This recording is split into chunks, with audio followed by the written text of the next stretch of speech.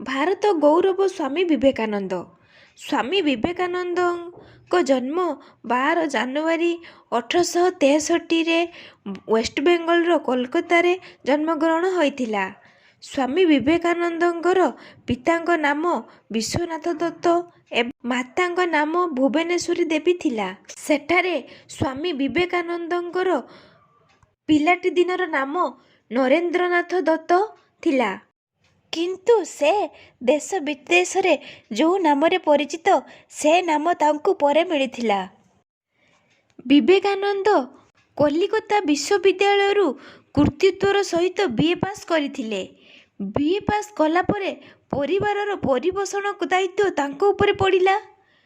ପାଶ୍ଚାତ୍ୟ ଦର୍ଶନରେ ପ୍ରଭାବିତ ନରେନ୍ଦ୍ର କଲିକତାର ବହୁ ବିଦ୍ୱାନଙ୍କୁ ପ୍ରଶ୍ନ କରୁଥିଲେ, ଆପଣ ଈଶ୍ୱରକୁ ଦେଖିଛନ୍ତି କି? କାହାରି ପାଖରୁ ସନ୍ତୋଷଜନକ ଉତ୍ତର ନ ପାଇ ସେ ବ୍ୟତିବ୍ୟସ୍ତ ହୋଇପଡ଼ିଥିଲେ। 1880 ମସିହାରେ ଦକ୍ଷିଣେଶ୍ୱର କାଳୀ ମନ୍ଦିରରେ ତାଙ୍କର ରାମକୃଷ୍ଣ ପରମହଂସଙ୍କ ସହିତ ସାକ୍ଷାତ ହୋଇଥିଲା। ସାକ୍ଷାତ ମାତ୍ରକେ ରାମକୃଷ୍ଣ ତାଙ୍କୁ ଏକ ଘରକୁ ଡାକିନେଇ କବାଟ ଆଉଜି ଦେଇ କହିଲେ, ଭଗବାନ, ମୁଁ ଜାଣିଛି ତମେ ସେହି ପ୍ରାଚୀନ ଋଷି ନରନାରାୟଣଙ୍କର ଅବତାର। ମାନବ ଜାତିର ଦୁଃଖ ଦୂର କରିବା ପାଇଁ ଧରାବତରଣ କରିଛ। ନରେନ୍ଦ୍ର ତାଙ୍କୁ ପାଗଳ ବୋଲି ଭାବିଥିଲେ, ମାତ୍ର ପରେ ତାଙ୍କର ସ୍ପର୍ଶ ଲାଭ କରି ସେ ନିଜକୁ ଭୁଲି ଯାଇଥିଲେ। ଶେଷରେ ରାମକୃଷ୍ଣ ପରମହଂସଙ୍କୁ ଗୁରୁ ରୂପେ ମାନି ନେଇଥିଲେ ନରେନ୍ଦ୍ର। ଗୁରୁଙ୍କ ଶିକ୍ଷାରେ ସେ ନିର୍ବିକଳ୍ପ ସମାଧି ଲାଭ କଲେ। ଏହାପରେ ସେ ସ୍ୱାମୀ ବିବେକାନନ୍ଦ ରୂପେ ପରିଚିତ ହୋଇଥିଲେ। 11 ସେପ୍ଟେମ୍ବର 1893 ମସିହାରେ ଆମେରିକାର ଶିକାଗୋ ସହରରେ ଆୟୋଜିତ ବିଶ୍ୱ ଧର୍ମ ସମ୍ମିଳନୀରେ ସେ ଯୋଗ ଦେଇଥିଲେ। ହାର୍ଭାର୍ଡ ବିଶ୍ୱବିଦ୍ୟାଳୟର ଅଧ୍ୟାପକ ଜେ.ଏଚ୍. ରାଇଟଙ୍କ ଉଦ୍ୟମରେ ସେ ସେହି ସମ୍ମିଳନୀରେ ଯୋଗଦେଇ ସନାତନ ଧର୍ମ ଉପରେ ଏକ ସଂକ୍ଷିପ୍ତ ଅଭିଭାଷଣ ଦେବା ପାଇଁ ଅନୁମତି ପାଇଥିଲେ। ତାଙ୍କର ପ୍ରାରମ୍ଭିକ ସମ୍ବୋଧନ ଆମେରିକାର ଭାଇ ଓ ଭଉଣୀମାନେ ସମସ୍ତଙ୍କୁ ସ୍ତବ୍ଧ କରିଦେଇଥିଲା।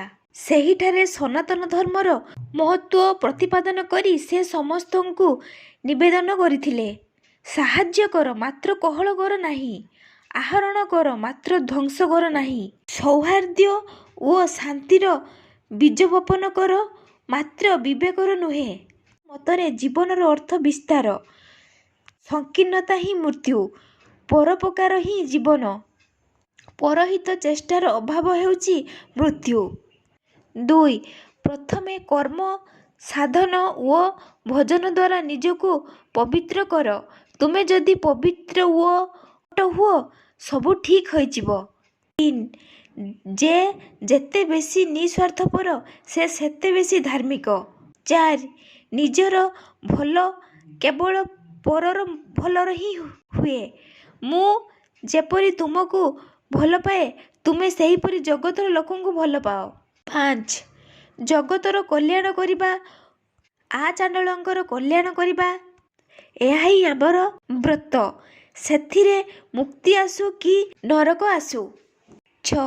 ସାବଧାନ, ଆମମାନଙ୍କ ଭିତରେ ଯେପରି ତିଳେ ମାତ୍ର ଅସତ୍ୟ ପ୍ରବେଶ ନ କରେ। ସତ୍ୟକୁ ଧରି ରଖ, ଆମେ ନିଶ୍ଚୟ କୃତକାର୍ଯ୍ୟ ହେବା। 7. ଯେଉଁ ଧର୍ମ ବିଧବାର ଅଶ୍ରୁ ପୋଛି ପାରେ ନାହିଁ କି ଅନାଥ ଶିଶୁ ମୁଖରେ ମୁଠାଏ ଅନ୍ନ ଦେଇପାରେ ନାହିଁ, ମୁଁ ସେହି ଧର୍ମକୁ ବିଶ୍ୱାସ କରେ ନାହିଁ। ଏତିକି କହି ସ୍ୱାମୀ ବିବେକାନନ୍ଦ ଅଳ୍ପ କେତେଦିନ ମଧ୍ୟରେ ସେ ସମଗ୍ର ୟୁରୋପରେ ପ୍ରସିଦ୍ଧ ଲାଭ କରିଥିଲେ।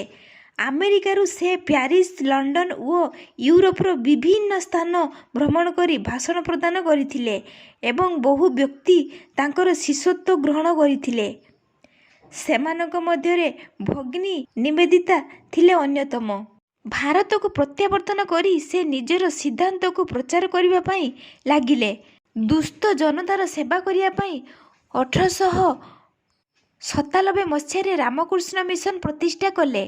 ଆଧ୍ୟାତ୍ମିକ ଧର୍ମ ଓ ଦର୍ଶନକୁ ପୁରୀ ଦୁନିଆରେ ପ୍ରଚାର ପ୍ରସାର କରୁଥିବା ସ୍ୱାମୀ ବିବେକାନନ୍ଦ ମାନ୍ୟତା ଅଛି ଯେ 1892 ମସିହାରେ ବିବେକାନନ୍ଦ କନ୍ୟାକୁମାରୀ ଆସି ସମୁଦ୍ରର ମଝିରେ ଏକ ଚଟାଣକୁ ପହଁରି କରି ଯାଇଥିଲେ ଏବଂ ସେଠାରେ ବଡ଼ ଧ୍ୟାନ ମୁଦ୍ରାରେ ରାତି ବିତାଇଥିଲେ।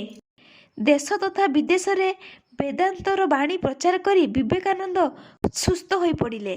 ଶେଷରେ 1902 ମସିହାରେ ଚିରଦିନ ପାଇଁ ଇହଜଗତରୁ ବିଦାୟ ନେଇଥିଲେ ସ୍ୱାମୀ ବିବେକାନନ୍ଦ।